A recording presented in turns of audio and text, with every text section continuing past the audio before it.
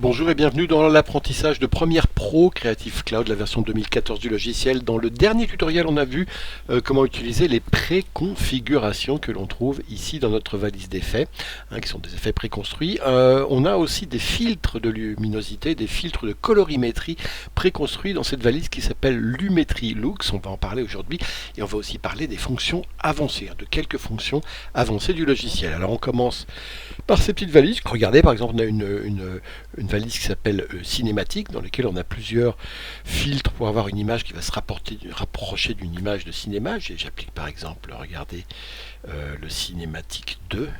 On va l'appliquer, regardez ce que ça donne. Voilà, un filtre de bleach bypass, on dit, qui accentue les contrastes dans les faibles et les hautes lumières. Regardez. Ou si je fais un undo pour l'enlever, je peux aussi appliquer celui-là. Un autre filtre qui donne c'est plus léger comme effet, regardez, hop, si je l'enlève, regardez, je vais faire cet autre filtre là, pour le coup qui est presque désaturé complètement, on n'a presque plus de couleur. On a un filtre de nuit américaine. La nuit américaine, c'est de faire semblant d'être de nuit sur un plan tourné de jour. Bon, là ça colle pas sur ces images là. On a un filtre sépia, regardez comme ça, enfin il faut les tester tous les uns après les autres, ils sont différents. Ça c'est, regardez, tous ces filtres là, c'est la valise cinématique. Ou alors on a une valise de désaturation, on va les essayer là aussi. Désaturation 1, c'est comme ça. Désaturation, celle-là, elle donne ça. Ouais. Donc vous voyez tous ces filtres là, désaturation, et puis style. Alors les styles c'est quoi par exemple? Ça ils appellent ça années 60, regardez ce que ça donne. Ça a tendance, si je fais un avant-après, on va faire années 62. Ici regardez, bon bah, c'est des looks en fait, essayez les années 70. Ouais, c'est plus un look de cassette VHS, on va dire. Oh, ouais, c'est pas terrible, moi j'aime pas trop. Look d'époque. Il faut tester, en plus ça dépend un peu des plans. Rêve, alors là je pense que ça va amener de la diffusion. Oui, ça a pas mal de diffusion. Rêve 1 également. Voilà, là on avait ça, c'est vraiment typiquement le filtre rêve où on fait de la diffusion, une espèce de flou qu'on a comme ça. Voilà, donc ça c'est les trucs de style, on va l'enlever également, et puis on essaye aussi les derniers. Température, alors là on change les températures de couleur, vous voyez, on a plusieurs températures, on veut réchauffer une image, on va plutôt faire ça, et si on veut la refroidir, on va plutôt faire ça. Vous voyez, on est plus dans les bleus ici, ton moyen chaud, enfin voilà, on a toutes les gammes différentes. Donc voilà, vous voyez qu'il y a 4 valises de Lumetri Looks, cinématique, désaturation, style et température, des filtres de colorimétrie qu'on peut utiliser dans Premiere Pro. On va voir une autre fonction de Premiere Pro qui s'appelle la fonction imbriquée. Si on veut appliquer le même effet, par exemple, je vais appliquer un look cinématique à plusieurs clips. Alors, je peux soit faire ça et puis appliquer à tous les clips, soit ce que je peux, si je veux également ces mêmes clips, par exemple changer la taille, entrer dans le clip, changer sa dimension, changer plein de choses, je peux ce qu'on appelle les imbriquer, c'est-à-dire les transformer en un seul clip et pour pouvoir agir dessus. On fait souvent ça avec une séquence. Si je veux appliquer un même effet à toute une séquence, c'est pas compliqué, je prends tous les fils de la séquence, là par exemple je vais prendre tous ces clips là, et regardez ce que je fais ou soit clic droit ici, et je vais venir faire imbriquer ici, ou alors je vais dans menu éléments ici, regardez, et je fais imbriquer. Et on me demande de donner un nom à cette séance imbriquée, donc je vais l'appeler séquence imbriquée 01, me va, mais si je voulais dire cuisine par exemple, ce serait plus cohérent, par que là je vais l'enlever derrière, donc voilà. Et vous voyez, j'ai une séquence imbriquée, c'est comme si c'était j'ai créé une nouvelle séquence en fait dans mon projet ici, qui s'appelle la séquence imbriquée 1 ici.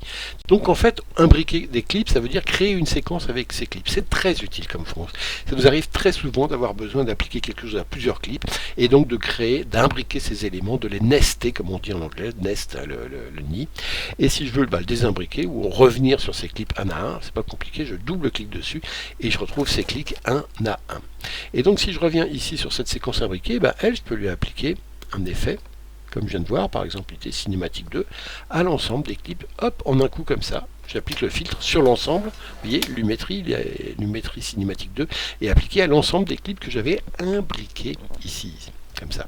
Je vais enlever tout ça, je vais défaire ce que je viens de faire, parce qu'il y a aussi, si on veut appliquer le même effet à un ensemble de clips, il y a une autre solution qui est ce qu'on appelle le calque d'effet ou le adjustment layer en anglais. Retenez-le parce que souvent c'est écrit en anglais si vous avez une fonction comme ça dans un logiciel, adjustment layer.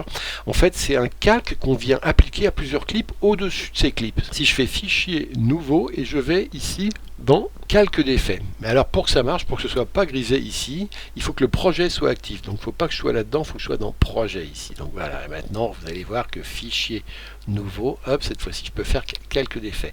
Ce calque d'effet, bon bah évidemment il correspond au réglage de mon clip, donc je fais oui. Et regardez, je le prends ici et je vais venir l'appliquer. Alors je vais l'appliquer sur tous les clips de la cuisine. Donc à partir d'ici, non, pas ce clip là, c'est une autre séquence, voilà, à partir d'ici et jusque là.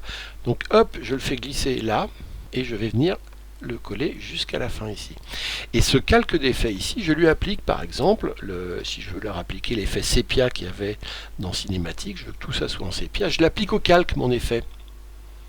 Boum. Et tout d'un coup, tous les clips ici, comme si je les avais imbriqués, que j'avais appliqué l'effet sépia, c'est une alternative. Vous voyez, le calque d'effet, on peut l'appliquer. Alors ce qui est bien, c'est qu'on peut l'appliquer aussi, pas au début d'un clip, mais où on veut. On peut dire par exemple au milieu du clip ici. Vous voyez que ça peut être appliqué comme ça au milieu d'un clip. Et si je veux aussi que ce soit progressif, ce que je peux faire, c'est prendre ici les options d'effet de ce clip et puis jouer sur mon opacité et mettre des points, par exemple ici, dire hop, je mets un point d'opacité ici. Je le mets à 100%, je reviens au début de mon clip ici, et cette fois-ci l'opacité, je la passe à 0%. Et là, je vais avoir une application progressive du sépia. Hop, le sépia il va venir progressivement. Et si je veux bouger hop, ce clip ici, ça va être encore plus progressif. Regardez, si je bouge le point, l'effet sépia, je peux l'amener progressivement. Hop, ici, il arrive ici progressivement, jusque là, vous voyez, jusqu'au point d'animation ici. Hein. Donc vous voyez que je peux faire pas mal de choses que je ne pourrais pas faire en imbriquant des clips en utilisant la fonction Adjustment Layer. Autre chose encore, on va enlever cet Adjustment Layer, ce calque d'effet. On va aller voir qu'on a aussi des générateurs dans la valise générée qui est dans les effets vidéo. Hein, c'est bizarre, mais on les trouve là. Dans les effets vidéo, si je regarde ici, il y a un filtre, il y a une valise qui s'appelle Générer.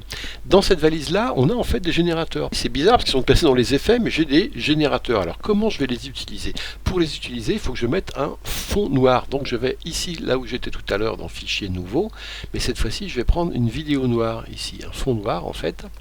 Hop, ce fond noir, il est créé, regardez, je le prends ici, je vais le mettre par-dessus mes vidéos comme ça ici par exemple, hein, sur plusieurs par exemple, et sur ce fond noir, je vais venir appliquer le fameux élément cercle que j'ai ici dans mes effets. Donc je viens ici mettre le cercle ici, et regardez du coup, ça me crée un cercle par-dessus la vidéo, et ce cercle-là, bah, évidemment je peux bouger son rayon, son centre, etc., sa couleur, je peux choisir une autre couleur, hein, une couleur noire par exemple, ok, et puis je peux décider également en opacité de l'avoir soit en normal, soit en incrustation.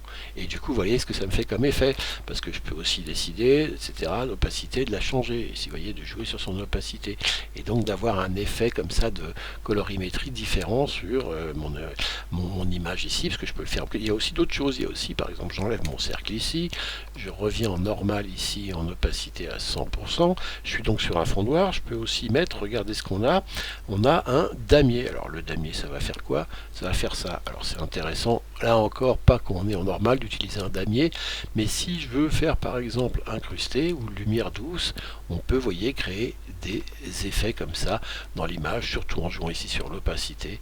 On peut s'amuser à avoir des effets assez sympas sur l'image, comme ça, surtout qu'on peut jouer avec la taille des damiers, on peut que ce soit vrai, ça peut être comme un petit bruit vidéo par exemple, comme ça. Hein, en jouant sur son opacité, on peut s'amuser à avoir, regardez cet effet là par exemple, voilà à quoi peut servir le damier. J'enlève le damier, je me remets en normal ici et en noir complet, et on va faire par exemple un dégradé. Alors un dégradé, on peut l'utiliser sur une image avec un ciel. On va essayer de trouver une image avec un ciel.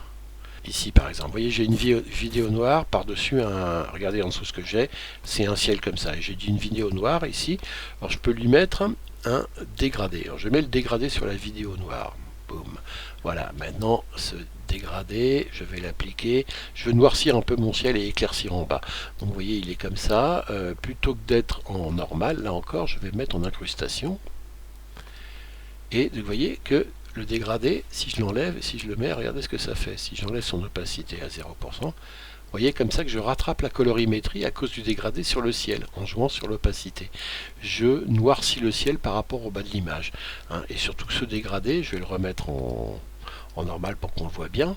Hein, par-dessus l'image, je peux aussi jouer sur son angle, hein, si je veux, parce que vous voyez ici le ciel il est un peu de travers, donc je peux jouer sur sa trajectoire en fait, regardez comme ça ici, je vais jouer sur sa rotation, si je le fais tourner comme ça, le dégradé, hop, et que je l'agrandis en échelle, mais vous voyez je peux le faire tourner mon dégradé si je joue sur la rotation ici, hop, je peux le faire tourner comme ça pour mettre un petit peu de travers. Je joue sur l'échelle encore une fois pour qu'il soit assez grand. Et cette fois-ci, je reviens non pas en normal ici, mais en incrustation. Et vous voyez que je joue de travers sur le ciel. Et encore une fois, je peux jouer sur l'opacité pour régler son effet. Là, il a à 0 aucun effet et à 100% un effet total. Et entre les deux, à moi de trouver le bon réglage pour que le ciel soit pas trop blanc, mais qu'il soit vraiment d'un même gris comme ça. Hein, quitte après à rééchelonner l'image. Je peux aussi donner une couleur. Hein. Si je veux dire que je vais me donner une teinte bleue dans le ciel, voilà ce que ça va donner. Après, c'est vrai que opacité, il faut que je sois vraiment plus léger que ce que j'ai là. Voilà.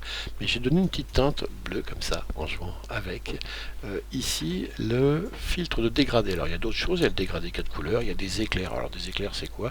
Je vais revenir ici sur mon titre noir, la vidéo noire, je vais la poser ici au début sur ces images là du début, regardez sur ces images là de tambour, j'ai une vidéo noire à un moment donné, je mets un éclair, donc je retourne ici et je pose mon éclair dans cette vidéo noire et regardez, ce que j'ai c'est que j'ai un éclair tout d'un coup, soit comme ça, soit si je m'amuse effectivement dans l'opacité, à l'incruster, je fais incruster comme ça et j'ai un éclair incrusté sur mes images. Bon là il est très noir, il faut peut-être l'incruster plutôt en lumière linéaire, non en lumière douce. Voilà, et puis sur l'opacité, il faut également que je joue un peu plus clair. Voilà, mais vous voyez que j'ai un. Bon, et puis cet éclair ici, je peux aussi m'amuser avec. Hein. Je peux dire que. Il est où cet éclair? Regardez, on doit pouvoir jouer avec les paramètres. Déjà, on peut hop, le grossir pour qu'il couvre tout l'écran, comme ça. Et puis, je dois pouvoir également jouer avec ces paramètres. En m'amusant ici à faire point de départ, point d'impact, nombre de segments, etc. Vous voyez. D'éclair plus ou moins compliqué. Tout ça se règle ici, on peut s'amuser avec ça. Il faut savoir que c'est disponible dans Premiere Pro, c'était juste ça que je voulais vous montrer. Il y a aussi une éclipse, alors l'éclipse on peut la mettre par-dessus l'éclair pour voir ce que ça donne. Vous voyez, c'est plutôt ça, ce truc-là avec lequel on peut jouer. Il y a aussi une grille, si j'enlève mon éclair ici, et si j'enlève mon ellipse ici, on a une grille. Qu'est-ce qu'elle donne cette grille? Regardons là, voilà, c'est ça. Ça peut permettre d'aligner en vertical des plans. Si on cherche un vertical ou un horizontal, on fait ça, puis après on l'enlève une fois qu'on a tourné notre plan pour vérifier que, par exemple, vous voyez ce mur ici, je voudrais vérifier s'il est bien vertical. Je pose ça, et cette grille ici, je vais venir tourner, la bouger un petit peu pour la mettre sur le mur ici, par exemple. Vous voyez, hop, ici, ce mur, et je vois qu'il n'est pas bien vertical, que je peux peut-être tourner un peu mon image, du coup je reviens sur l'image en dessous, et je vais ici dans cette trajectoire, la tourner un tout petit peu pour, regarder, que ce soit mieux aligné la verticale. Et puis là, du coup, il faut que je la grossisse parce que je l'ai tournée. Mais du coup, vous voyez, j'ai retrouvé une verticale plus grande. On peut le faire sur l'horizontale également grâce à ça. Et ensuite, une fois que c'est fait, que j'ai tourné mon image et que j'ai adapté sa taille de manière à ce qu'elle ne déborde pas comme ça. Non, c'est pas ça qu'il faut que j'agrandisse, c'est ça en bas. Une fois que j'ai agrandi l'image, ici, je peux enlever la vidéo noire en faisant ça comme ça. Je vais rechercher une vidéo noire, je vais la reposer ici, elle est noire, et on va finir de voir ce qu'il y en a. Dans ces filtres, on a des lumières parasites. Alors, qu'est-ce que c'est que ces lumières parasites? Ah, bah c'est un... En fait, c'est comme un flair, hein, c'est le flair d'un appareil photo, et ça se règle également, regardez. On peut plus ou moins jouer avec l'écart du flair. C'est assez sympa également de mettre ça sur une image. Encore une fois, il faut le mettre, non pas comme ça, mais il faut l'ajouter hein, en jouant sur l'opacité.